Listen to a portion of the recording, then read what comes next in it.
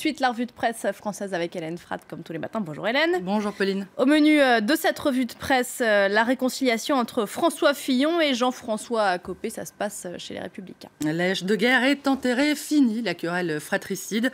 Le candidat à la présidentielle et son ex-rival à la primaire se seraient rabibochés hier autour d'un bon bris de mots, d'après l'opinion, qui estime toutefois que Jean-François Copé entretient un double langage, soutenant François Fillon tout en semblant ne pas trop y croire.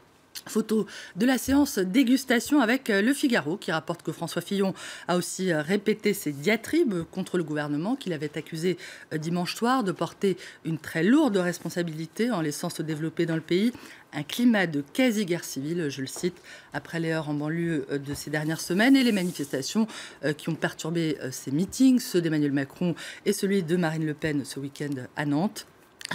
Répétant donc à propos de ce dernier meeting, ne pouvoir accepter que des autocars de militants soient pris d'assaut comme si on était au Far West. Une offensive sur le thème de l'ordre et de la sécurité alors que François Fillon est distancé dans les sondages, à la fois par Marine Le Pen et par Emmanuel Macron. En haussant le ton, le candidat tenterait d'éviter le décrochage, de réactiver le clivage gauche-droite, de remobiliser un électorat de droite soucieux de sécurité, d'après les Échos.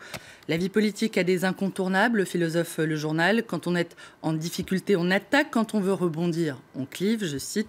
Un climat de quasi-guerre civile, sans doute pas, d'après La Croix, qui estime toutefois que François Fillon a raison, qu'une menace grandit, effectivement, nourrie de nihilisme, de frustration et de désespérance, qui vise plus ou moins explicitement la démocratie et fait le jeu du vote extrémiste, je cite. Bernard Cazeneuve a beau ironiser sur ses candidats, tenter de dissimuler derrière des polémiques une difficulté à faire campagne, mais un tel déni n'est pas à la hauteur de l'enjeu, soutient le journal.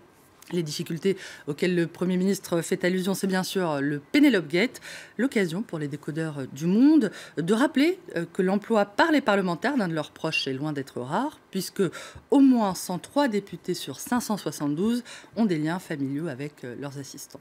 Tout autre chose à présent, le vote aujourd'hui à la Commission européenne sur la définition des perturbateurs endocriniens. Ce sont ces additifs chimiques très présents dans notre vie de tous les jours, accusés d'être néfastes pour la santé. Présents notamment dans de nombreux produits cosmétiques comme les gels douches et les shampoings, d'où le titre de Libération. Même se laver tue, comme la mise en garde sur les paquets de cigarettes.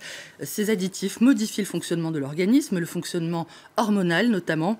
Libé explique comment les ONG et les scientifiques espèrent que la Commission européenne en adopte une définition large qui permettra de mieux les encadrer, tandis que les groupes d'intérêt cherchent, eux, à la restreindre.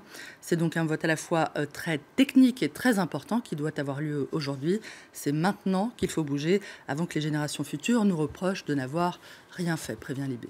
Également dans la rubrique santé et écologie, la mise en garde de chercheurs français sur l'utilisation des pesticides. Dans un article publié hier, ces chercheurs livrent les conclusions d'une analyse d'une ampleur inédite d'après Le Monde, qui relève que celle-ci paraît opportunément en plein salon de l'agriculture et quelques semaines après la publication des chiffres du ministère de l'Agriculture qui montrent une forte augmentation de la chimie de synthèse dans l'agriculture depuis 2008.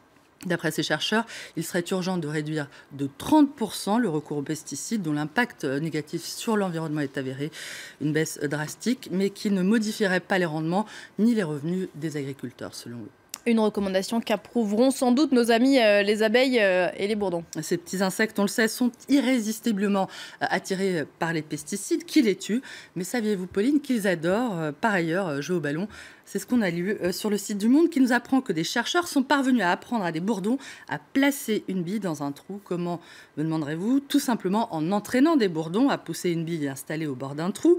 Lorsqu'ils y parvenaient, une trappe s'ouvrait et les petites bestioles pouvaient savourer de l'eau sucrée. Figurez-vous que la plupart des bourdons ont réussi sans aucun problème. Une petite prouesse réalisée grâce aux millions de neurones dont dispose en moyenne chaque petit bourdon. Ce qui est pas mal, hein, même si nous autres humains faisons nettement mieux, avec près de 100 milliards de neurones, et en ce qui vous concerne évidemment beaucoup plus. Et paf le bourdon. Merci beaucoup Hélène, on vous retrouve tout à l'heure pour la revue de presse internationale. On se quitte quelques instants, le temps de la météo, on se retrouve juste après, à tout de suite.